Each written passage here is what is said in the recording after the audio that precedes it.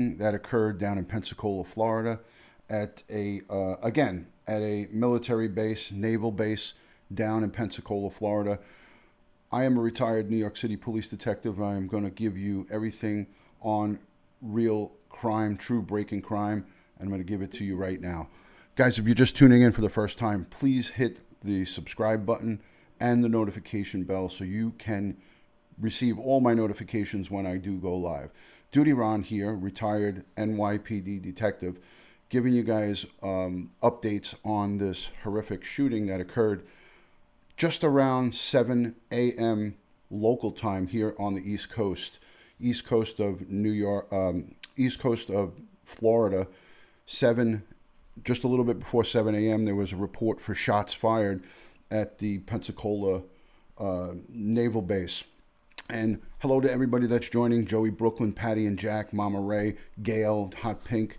Thank you so much for coming on in. Guys, if you haven't shared it out onto your social, please share it out so this way everybody can get the notifications. I've already shared it onto Twitter in advance, so this way I don't have to do that.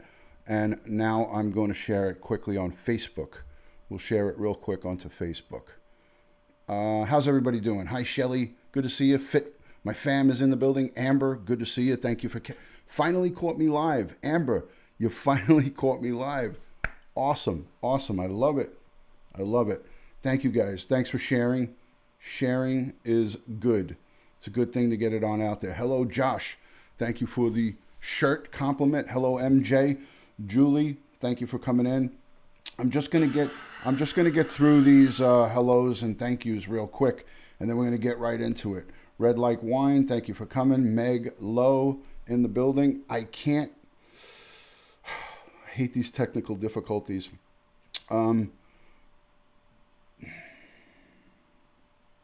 Goodness gracious. All right, there we go.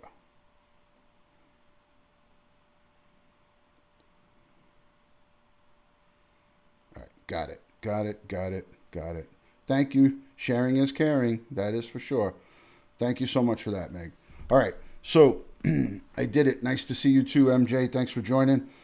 Again, this is a horrific. I hate to go live and talk about stuff like this, but unfortunately, in 2 days, we have two incidents. One in Pearl Harbor over in Hawaii, and now we have a second incident here right on the East Coast in Florida. Pensacola's in the Panhandle down in Florida. Actually, right up on the it's right up on the tip of Alabama. Mobile, Alabama is just a short shot from there.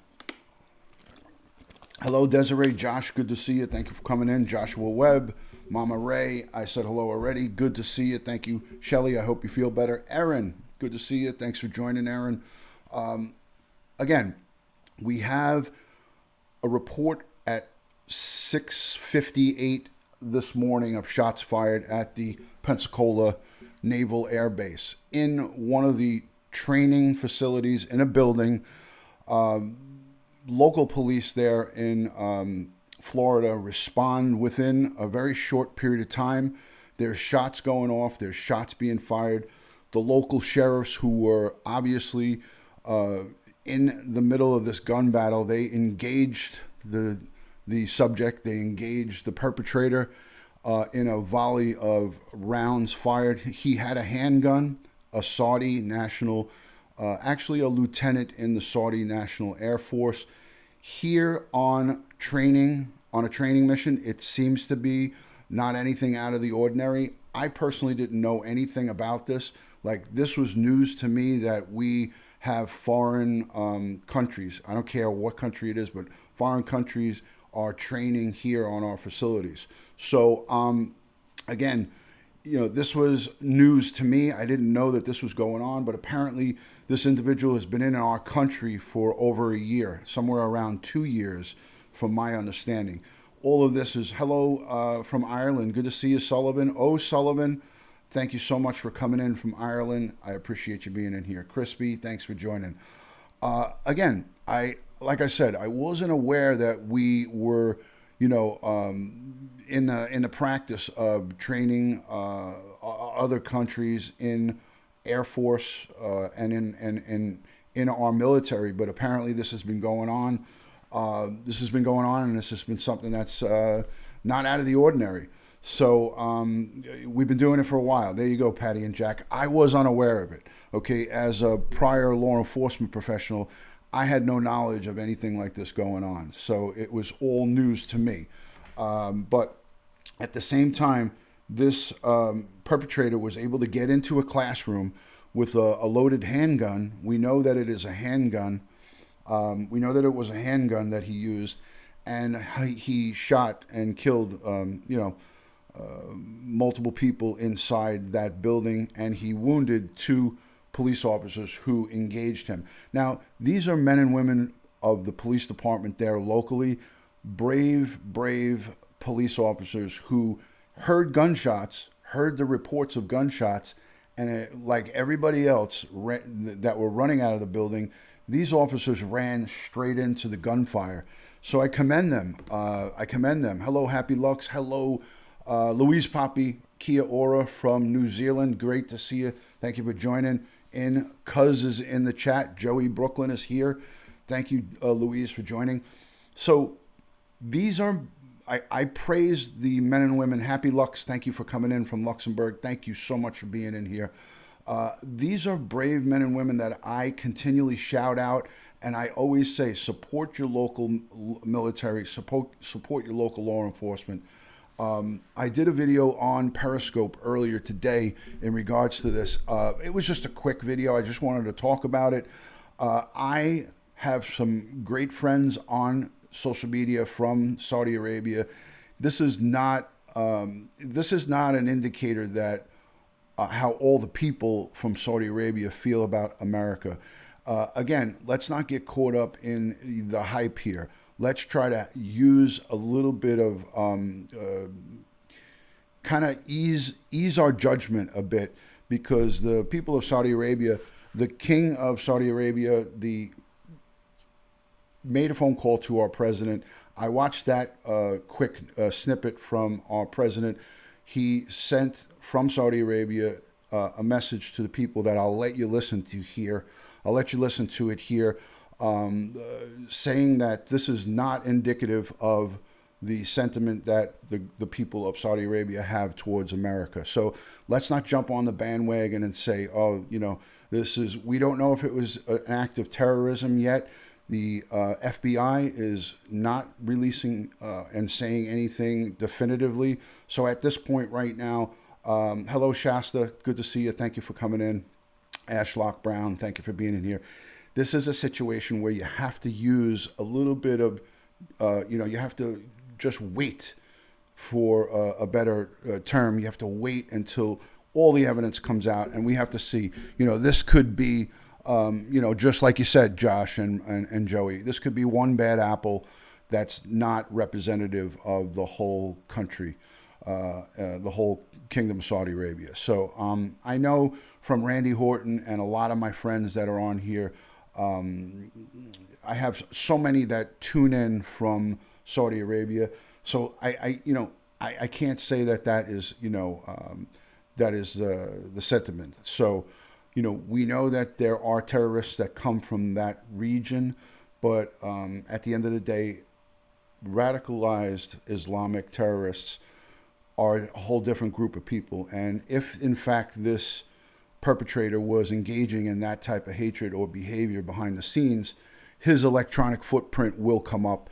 And I have confidence in our FBI that they will do a thorough investigation in regards to this act, this violent act that was perpetrated at Pensacola. So I'm gonna show you a couple of quick videos. Definitely Jagaloons, Aaron, Meg Lowe. Tomorrow is my father's birthday. May he rest in peace. It's also Pearl Harbor Day. I know. Meg, I'm sending out love and positive vibes to you. Hello, Sass Marie. Thank you so much for joining. Love and respect to you always. I'm going to show you guys a quick clip. This is just going to go over some earlier information. So some of this is going to be from earlier, but I want to give it to my viewers that are outside the country that may not know this. But just to wrap it up real quick, a shooting occurred on the naval base. A Saudi national was confirmed as the perpetrator. He brought a handgun onto the base and shot and killed multiple people. Shot two police officers who responded and engaged him in gunfire. Had those police officers not responded quickly and acted in a brave manner and engaged this perpetrator, this subject, we would have been talking about a lot more than three people, three casualties. We would have been talking about as many casualties as he could have given, that he could have inflicted. So I am thankful. I am thankful to the brave men and women, the brave two male officers that went into that location and engaged in a very, very, very intense gun battle. So we have a birthday in the chat. Jamatri, thank you so much for being here, and happy birthday to you. Wishing you many more healthy, happy birthdays. Let me get to the video so you guys can see what I'm talking about, and then I'll be right back with you. Guys, talk amongst yourselves, please.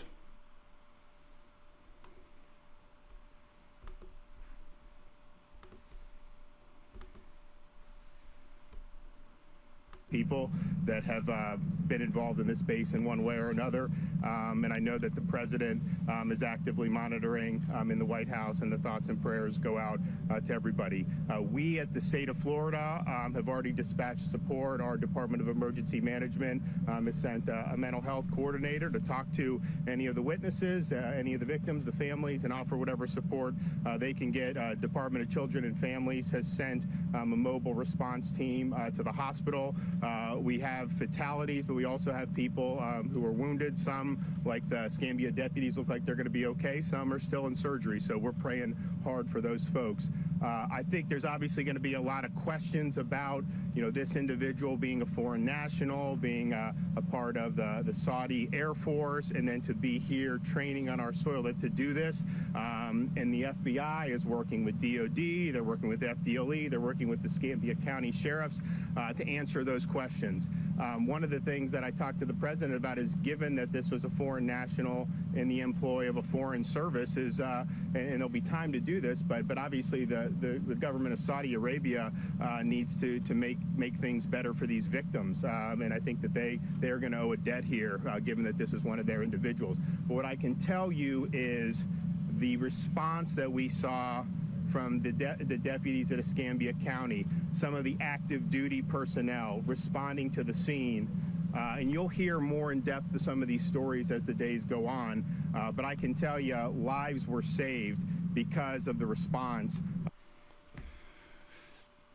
Okay, guys, I just had to pause this for a second. That's the governor of Florida, Ron DeSantis. And what he just said there is a very significant and important statement. He has said, and I applaud this man. I don't know anything about him. I don't know about his party lines. I don't even care. He just said the powers that be, the government of Saudi Arabia, is going to have to make good on this, on the deaths that this Saudi national, while training in our country, here on on basically a favor. They're going to have to basically, based on his statement, is Saudi is going to have to make good with compensation for the families of the deceased and wounded, and all the people who are affected mentally with PTSD and all of the things that they will be suffering going forward because of this incident. Sass, no need to apologize. I appreciate you being in here whenever you can be here. Excellent. I see the Streamlabs merch bot in there. All right, I just wanted to pause that just to tell you guys that I commend this guy. I applaud this guy, Ron DeSantis. Not only do I like him because he's got my first name, but I like him because he's stepped up right then and there during this press conference and said the Saudi government is going to have to step up and compensate the families. So I'll let the rest of this play. So kudos to Ron DeSantis. Of people both in uniform with the Navy, in uniform with the Escambia County, and so in one of the darkest days, I think, of the base's history, you still saw some of that bravery and grit come out, and even people who had been wounded themselves thinking about others and what could be done to save others. And so those stories are inspiring and keeps us going on a very otherwise very bad day. And with that, I'm going to bring up the base commander of NAS Pensacola. Thank you, sir. Thank you, sir. Hello, everybody. Again, Captain Tim Kinsler, the commanding officer of Naval Air Station Pensacola. This has been a very, very difficult day for us, for our families, for the Navy family here. All I can tell you is that I am absolutely in awe of the response by our sailors, by our civilian DOD, and by the Escambia County Sheriff's Department. There was some real heroism today. I mean, real heroism. It made me, I'm devastated. We are in shock. This is surreal. But I couldn't be prouder to wear the uniform that I wear because of my brothers and sisters in uniform, civilian or otherwise, that did what they did today to save lives, and for our brothers and sisters here with the state of Florida and with Escambia County Emergency Management and the Sheriff's Department. From my bottom of my heart, I thank you. And thank you for the support, and thank you for support, Governor. The days ahead are going to be difficult when it finally sinks in what has happened here. The most important thing going forward for us is to support the families. They are family, they're our family. We're a family here in the Department of the Navy. So that's where most of our efforts will be going through, to supporting those families and the people that have been affected by this terrible tragedy. With that, throw back to you, sir. Sheriff. Thank you, everyone. We thank you for all the prayers for the Escambia County officers and, of course, for the injured Navy personnel. As the governor has said, and Captain Kinsella, while a dark day, you know, folks, this shows who we are. It shows the best of who we are. In that one of us needs help, everybody responds. I will tell you this morning, I've been more than impressed by the Federal Bureau of Investigation and the U.S. Attorney's Office and all of those folks that when the call went out, you didn't need to look behind you who was following you through that door, because you knew they were all standing behind you and they were there together. And so we're in a recovery mode right now. This is going to be a lengthy investigation. Do not expect quick answers.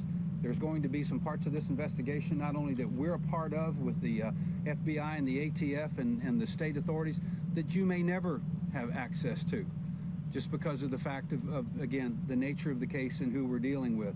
That will be extremely frustrating for you. This is something I'd talk about in your government and your elected officials today that no one speaks of, and that's called trust. You're going to have to trust us. We're going to tell you what you need to know to keep our communities and our state and our nation safe.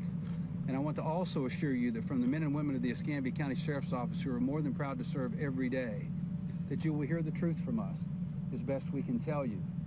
Pray for the Navy personnel. There are grieving mothers and fathers today who will never recover from this day. And if you don't believe me, let me give you a David Morgan test.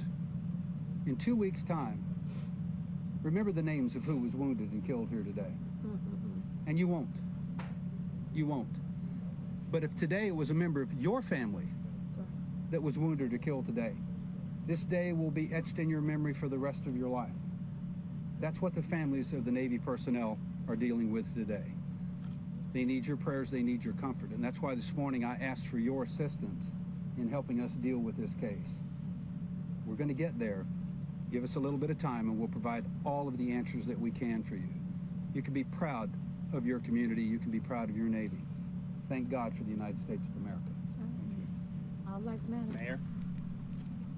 Thank you.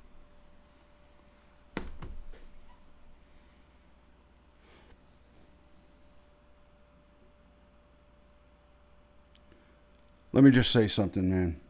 That was the police chief of the Essex County Sheriff's Office. And I got to tell you right now, that was a hell of a statement he made there.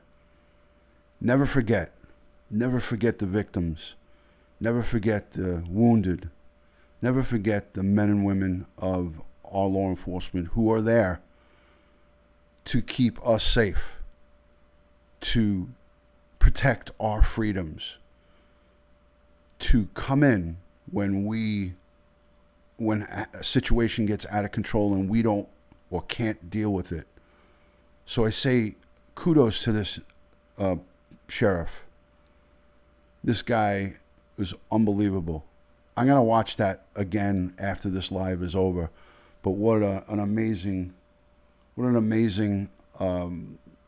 press conference he just held there under a lot of duress. This is a stressful situation for that community who's probably never ever seen anything like this.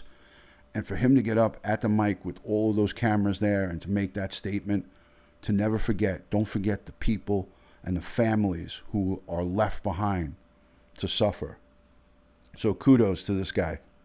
God bless him.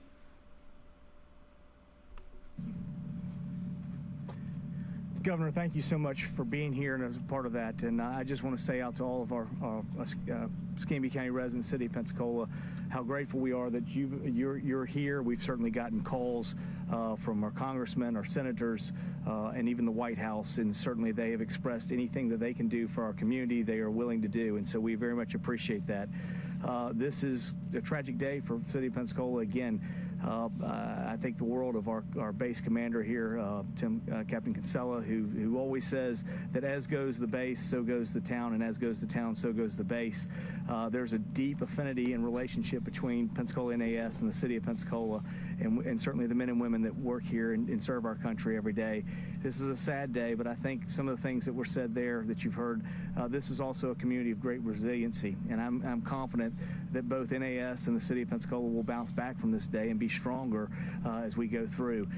But again, I'm certainly here in support of everyone, and certainly want to thank all of our first responders, especially those Escambia County Sheriff's deputies that got here and took care of neutralizing the threat, and certainly all of our Pensacola police officers that were here assisting.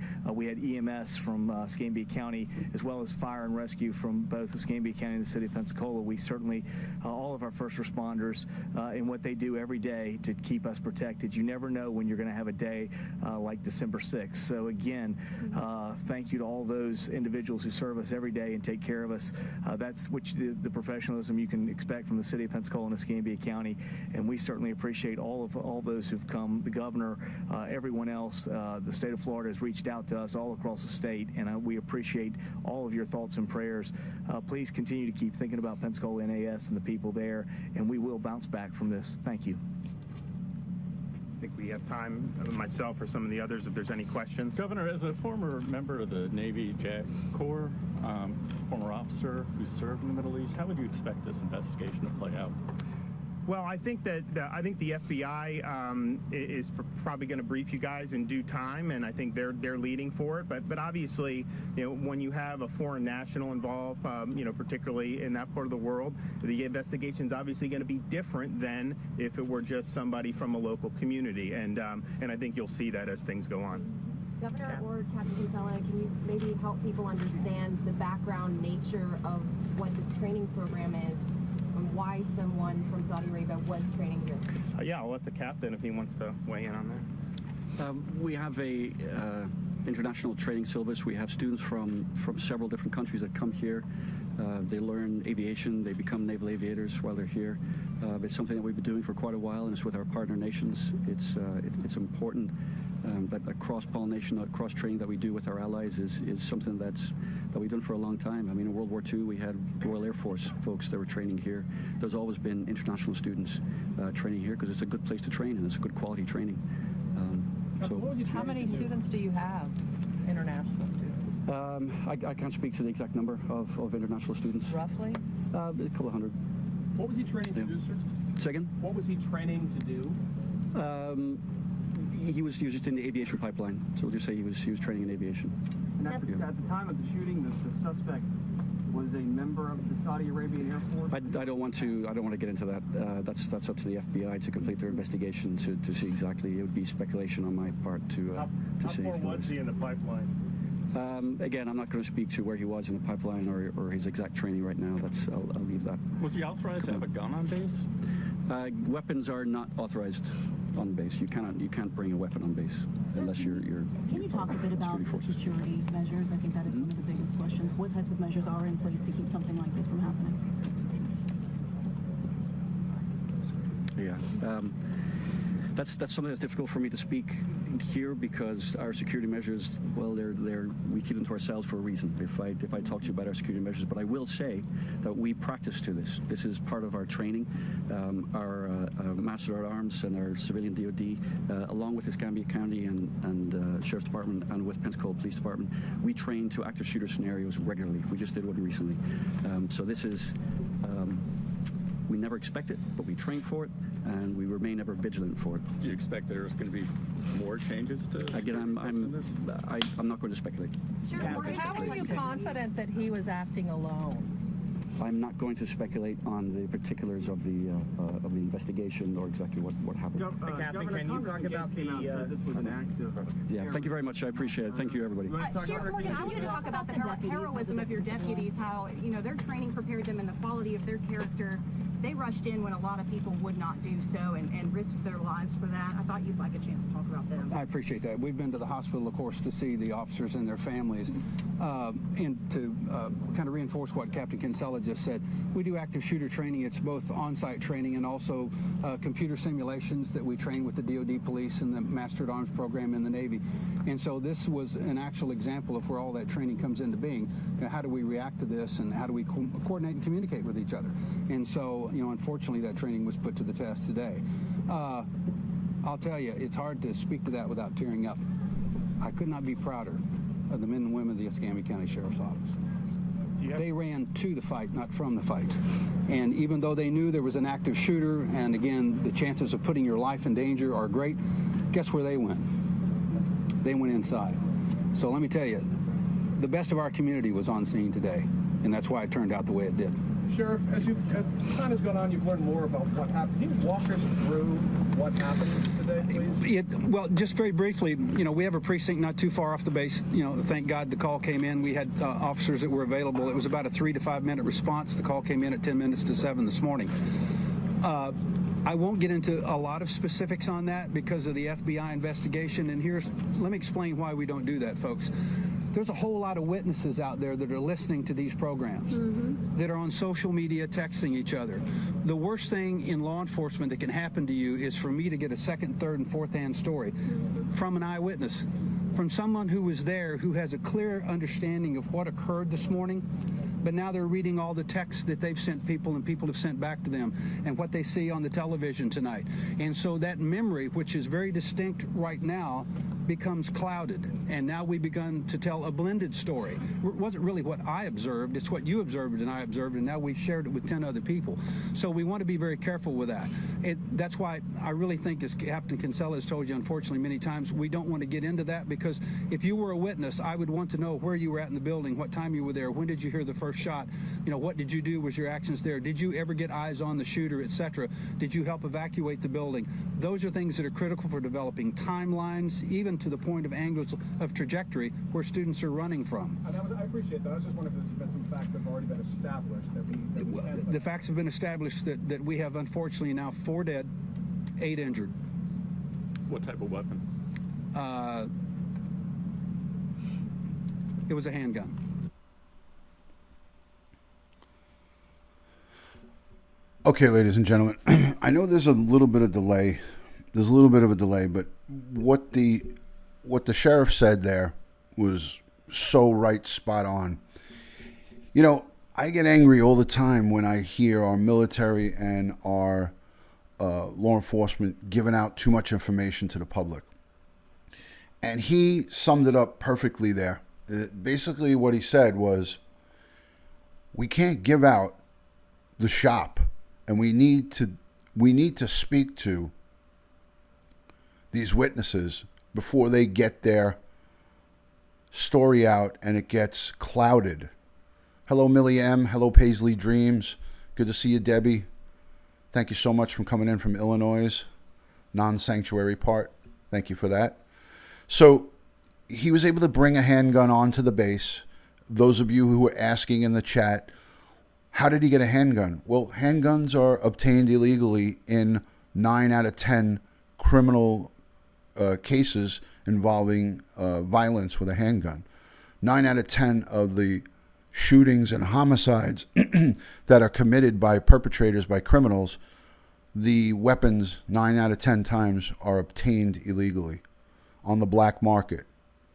So, you know, before we go and point fingers and say, how did he get it onto the base? Listen, it's a huge base. I'm going to show you an aerial of, well, you could see it in the lower right-hand corner. Look at the aerial shot of that base. I mean, I'll run my cursor around the whole outline of this thing. Watch the cursor at the bottom of the screen. This is that base. It goes all the way around here and down the coast, all the way up and around.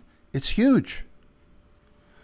So our law enforcement, our military. Hello, Yilfa. Thank you so much for coming in. Welcome. Lily Bell from Melbourne, Australia. Good to see you, Lily Bell. Yeah, exactly, Sass Marie. Sass Marie, you hit it right on the head. So we can't give up the shop at an early stage of the game. I watched the FBI's news conference. Hi, Dawn. I watched the FBI's news conference, and their news conference was very... I'm not even going to show it because they didn't say anything. So I apologize. I had Top Chat on this whole time, so I was missing a lot of comments. So I apologize for that. Hello, Trevor. Good to see you. So the FBI presser was a female FBI lead agent. She did not really say anything. I'm not going to waste our time watching it. But she basically said, we are going to not rush to judgment and call this an act of terror until we've done all of our, dotted our I's and crossed our T's. So at the end of the day, folks, they are going to get, just as I said 2 days ago with the Pearl Harbor shooting, they're going to get the electronic footprint, anything that this Saudi national, I'm not going to mention his name. I have a couple of clips here where they show a picture of him. I'm thinking I'm not going to show that. This happened early this morning, just before 7 o'clock Eastern time. 7 a.m., just before 7 a.m. Eastern time, Lily Bell. So this is 12 hours plus in the past, about 17 hours in the past. So it is 11, almost 11 o'clock here on the East Coast. So again, you do it. Hello, good to see you. Thanks for joining. Thank you for coming in. Atticor, very good to see you. Thank you so much. So again, this police chief, this sheriff down in Pensacola, kudos to him on a I mean, he looks like a seasoned veteran. He's probably got 30 plus years, maybe more, 30, 40 years of law enforcement in him, in his system. But, you know, the amount of times that they've handled jobs like this are few and far between where you have a shooting on a military base. So it isn't, you know, something that you see every day, thank God. But the military base was built in 1913. Yeah. Three people were killed, and 2 police officers that engaged in the gunfire were wounded. I'm going to continue on with this. It's almost done. Are you able to address whether or not the shooter's room was raided? I will not. Was his name Mohammed Al-Sharami? I will not confirm that. And folks, I know the answers to your questions. I am not answering or confirming it, not because I'm attempting to be trite. It's because I am not the cognizant authority for this investigation. What that means is the FBI, the ATF, the NCIS on base are the lead agencies on this. We are a support element. And so while I have the answer to your questions, I am not at liberty to answer them. Are you able to clarify the numbers, please? I'm a little confused. I think this morning we now have an additional person. Wounded. Yes. Do you have an update on Hey, folks, I'm Jason Borst, Public Affairs Officer for Installation. We're going to start the press conference right now. We have more information will come out later. We'll be sure to share that with everybody. Thank you very much for your time. Thank you.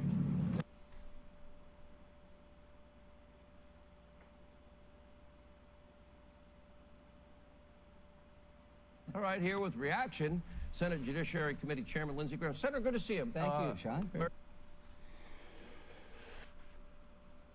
Okay, guys. So I'm just going to show you one more. This is an earlier report.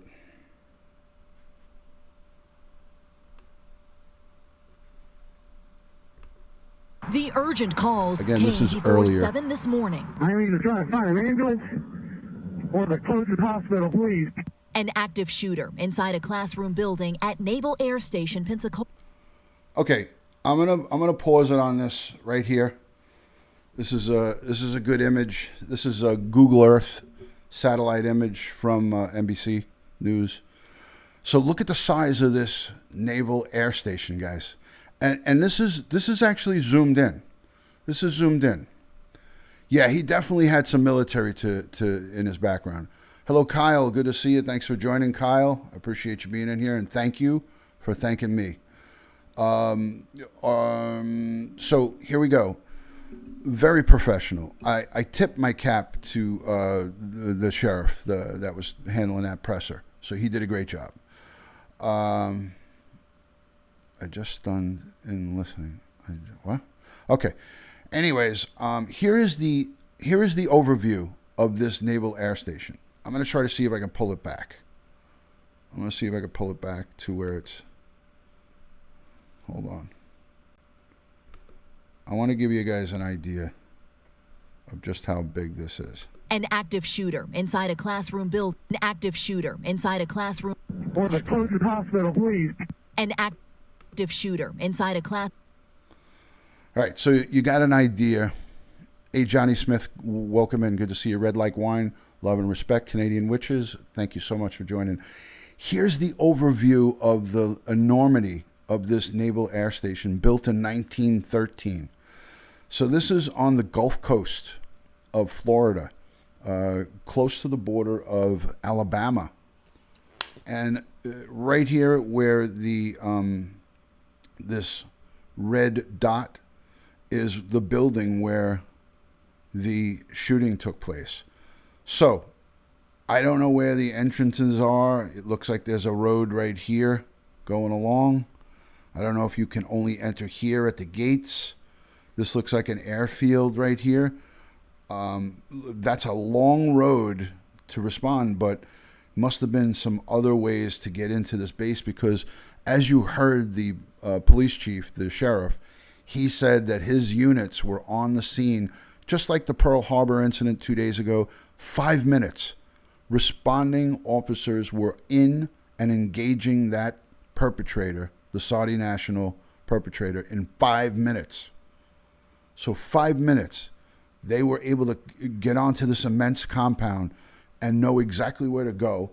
And as people were running out of those buildings, they were running in and engaging.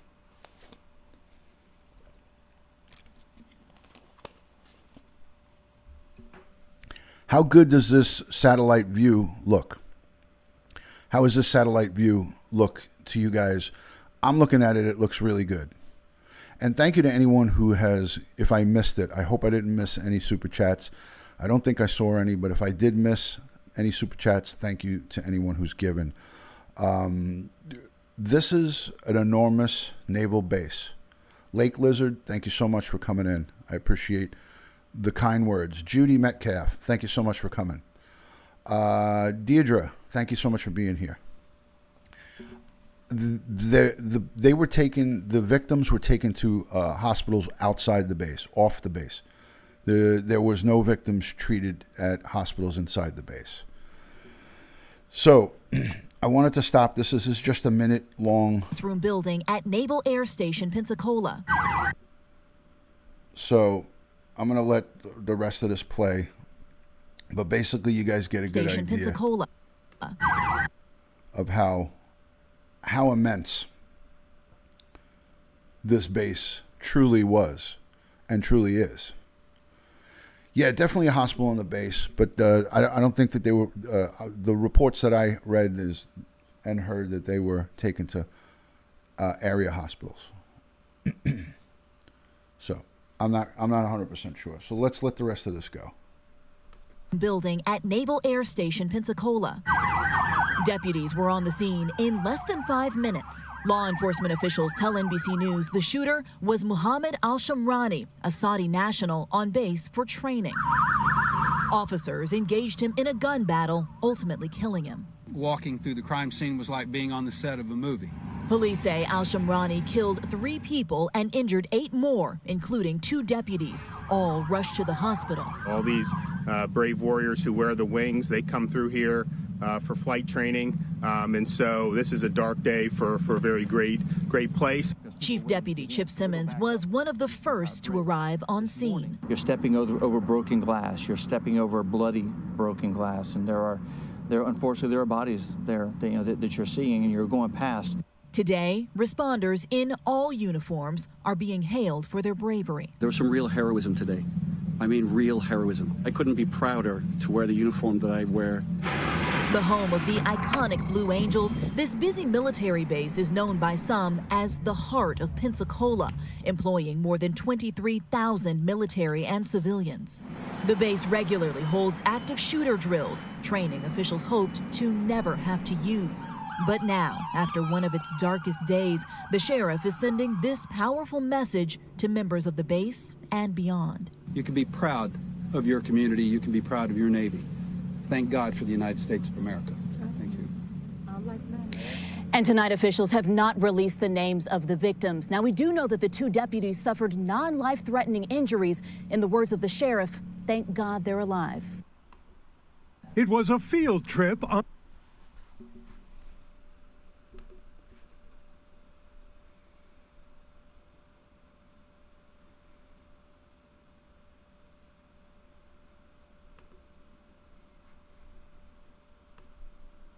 The U.S. Navy is dealing with a second on-base shooting in 3 days, including one just this morning at the Naval Air Station in Pensacola. 3 people killed, several others were injured. The shooter is dead as well, according to, as we just learned in the press conference that we were just listening to. The sheriff there during that press conference saying this about the scene this morning. Walking through the crime scene, he said, was like walking through this scene was like walking through the scene of a crime of a movie. The base was put on lockdown after reports of an active shooter came in just before 7 o'clock this morning. And this is a massive facility to lock down. I mean, just to give you a sense, the base has more than 20,000 people working on it, more than 16,000 military personnel, some 7,000 non-military personnel, and a lot is still unknown. We're going to bring you those details as they come in. And as we mentioned, this is the second shooting at a U.S. naval base in just 3 days. On Wednesday, a sailor opened fire and killed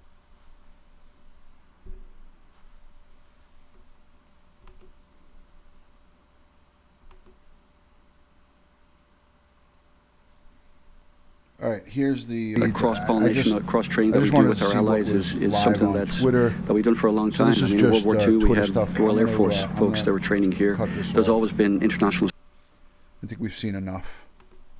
All right, guys. So want to say a quick thank you to everybody that has joined in here in this live.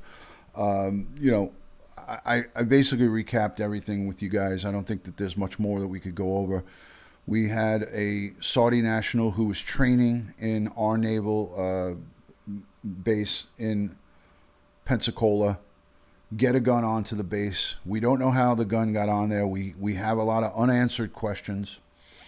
But I can assure you that the FBI, the local law enforcement, they all look very capable of handling this investigation. I think we'll get a good, clean idea of what was going on. So, Adacor, I didn't even see the comments, but I will take it. I will take your apology, and I'll you know, it's all good. We're all not happy with what happened, and you know, sometimes you just got to hold and bite your tongue a little bit because, you know, we don't know everything that happened. So. The installation covers a total of 8,423 square feet of acres of land. Wow. Margie, always appreciate you guys. I want to just say a special something. Thank you to my moderators.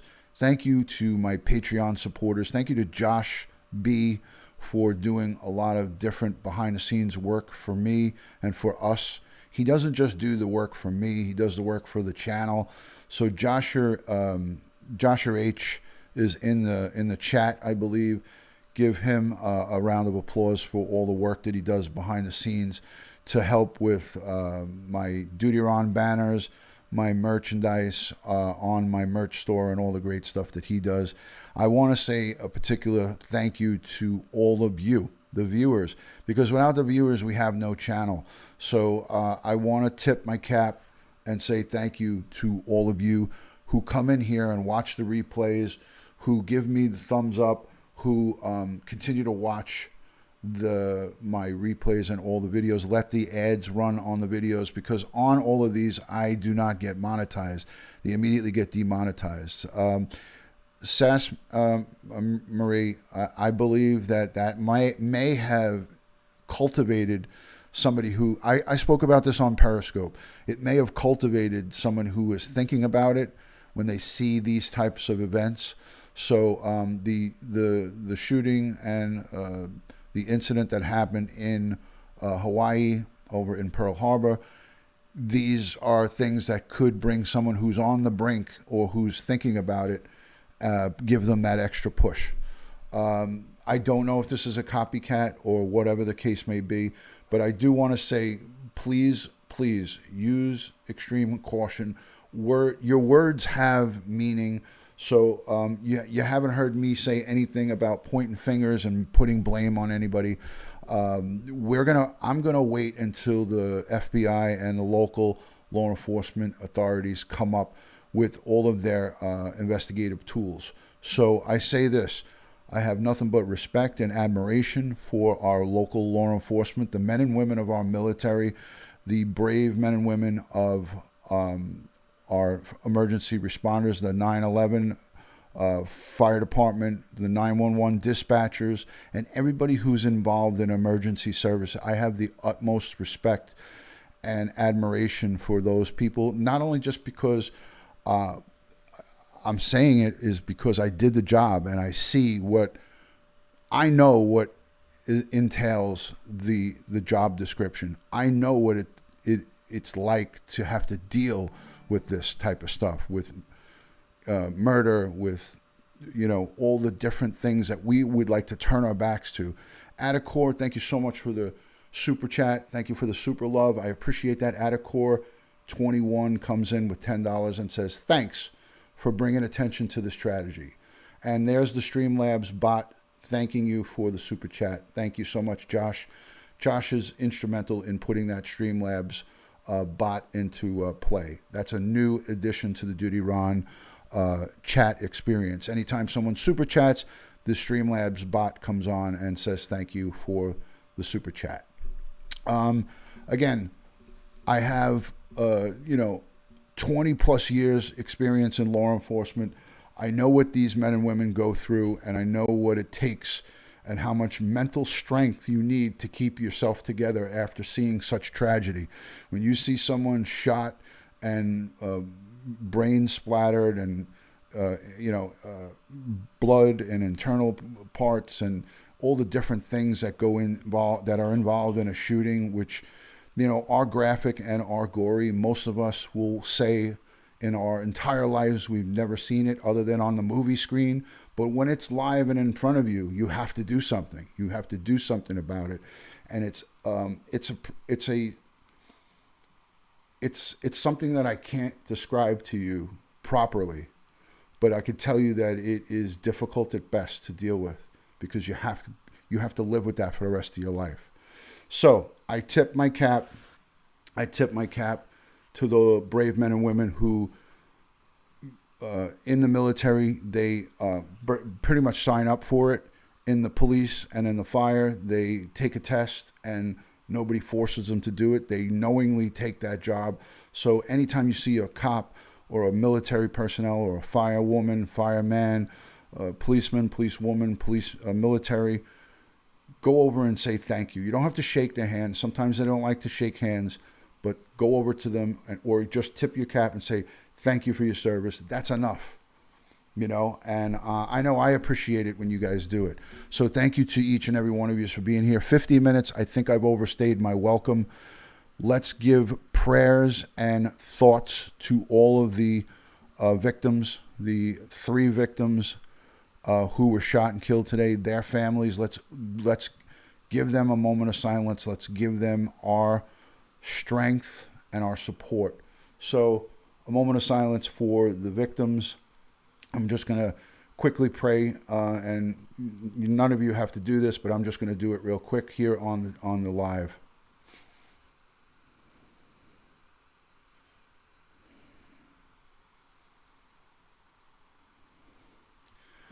Okay, and that's it. I'm going to end this live stream. Thank you so much for being in here, guys. I have nothing but love and respect for all you guys. Thank you to everyone who's been here.